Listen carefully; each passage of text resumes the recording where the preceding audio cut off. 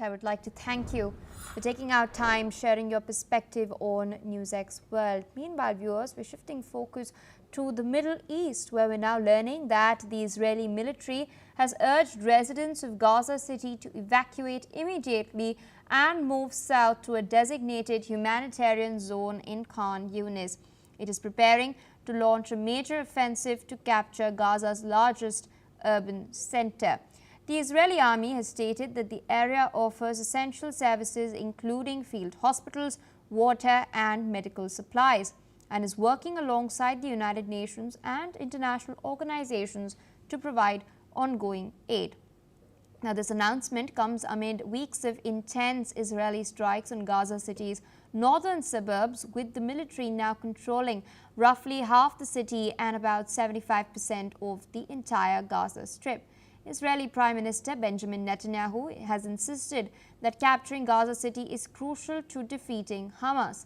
Meanwhile, humanitarian agencies are warning of a looming disaster as nearly 1 million Palestinians live in and around Gaza City. Many have been displaced multiple times, and now the international community is calling for a ceasefire as the war continues to escalate. With us on the broadcast is Yossi Kupavase. He's an Israeli intelligence and security expert joining us live from Tel Aviv. Thank you for taking out time speaking to us on NewsX World. We do know that the offensive on the ground is continuing to escalate. This is something that Defense Minister Israel Katz has also pointed towards. In the meantime, there are calls for a ceasefire. Donald Trump has in fact come out and stated that the United States is negotiating with Hamas to secure a hostage deal. But will Netanyahu back down at the moment or continue? Well, first of all, thank you for having me, and always good to be with you. The situation on the ground is that we are in the midst of preparations for carrying out the offensive against Hamas in the Gaza City area. We have started taking over some of the surrounding neighborhoods, but we haven't yet entered the city itself.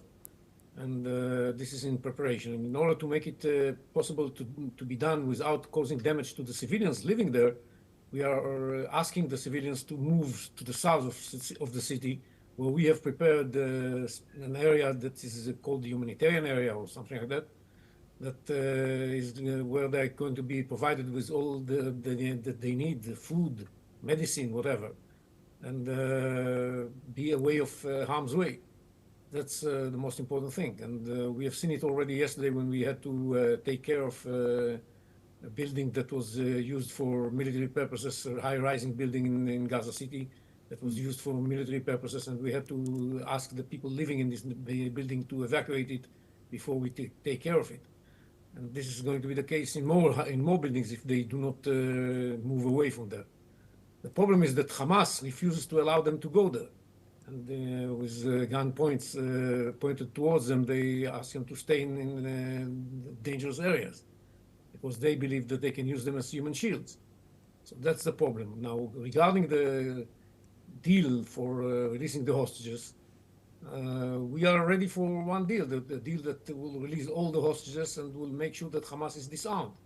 I think this is also the case with President Trump. He wants the same kind of a deal. And this is going to be a deal that would put an end to the war. And this can be reached tomorrow morning or even this morning. That's what we are looking for. Hamas refuses to accept it, and they insist on remaining the armed force in Gaza, which leaves us no other option but to take care of that militarily and remove them from power by force. Unfortunately, that's the case. If we could do something else, we would have preferred to do that. All right, so I request you to stay on with us because we're tracking some other very important developments from the Middle East. We're now